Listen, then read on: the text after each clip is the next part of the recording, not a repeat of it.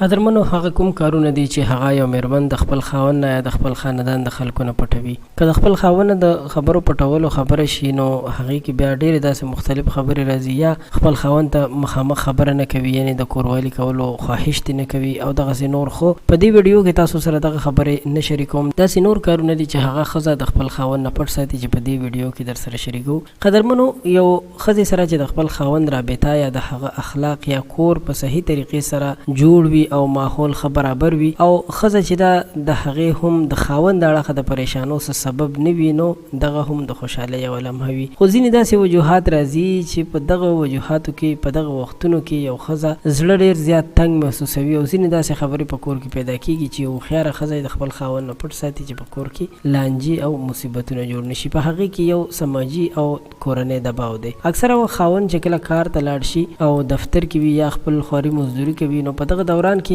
ځینې خواښیانې داسې وي چې هغوی د خپل بد اخلاقۍ د وجې خپلې نګوریانې په ګور کې ودرولې وي. نو کله چې خاوند کور ته راځي نو هوښیارې ښځې اکثر خپل خاوند نوټ کوي چې خاوند یې خفه وي یا ستړی وي، نو هغوی هېڅکله هم دغسې خبرې خپل خاوند ته نه کوي، ځکه چې فکر کوي په دې سره به مې خاوند نور هم خفه شي، زړه به یې خفه شي او ټینشن به شروع کړي. نو په دې وجه باندې ښځه په ځان باندې سخته تېروي او دا سماجي دباو په خپل زړه باندې وړي او دغه خبرې د خاوند نه پټې ساتي. دویم هغه دی چې ځینې وختونه ښځه داسې فیصلې کوي چې فکر کوي په دې فیصلو به مې یا خاوند رانه خوشحاله وي یا به نه وي خوشحاله. نو په دې وجه باندې هغه یوه نیمه فیصله چې د هغې په حق کې وي، د هغې د کورنۍ په حق کې وي، هغه په خپله کوي، خو د خپل خاوند نه دغسې خبره هم پټه ساتي. قدرمنو موږ تاسو پښتانه یو. په دې کې دریم قسم خبره دغه ده چې هره ښځه د کوروالي کولو دپاره زړه لري او وایي چې ما سره د خپل خاوند کوروالی وکړي، او دا یو ښه خبره هم ده ځکه چې په ښه طریقې سره او په ښه سوچ سره کوروالی کول دا هم یو قسم عبادت دی، ځکه چې مسلمان چې کوم کار کوي او هغه په اسلامي طریقې سره کوي نو دغه د هغه په عبادت کې شمیرل کېږي. نو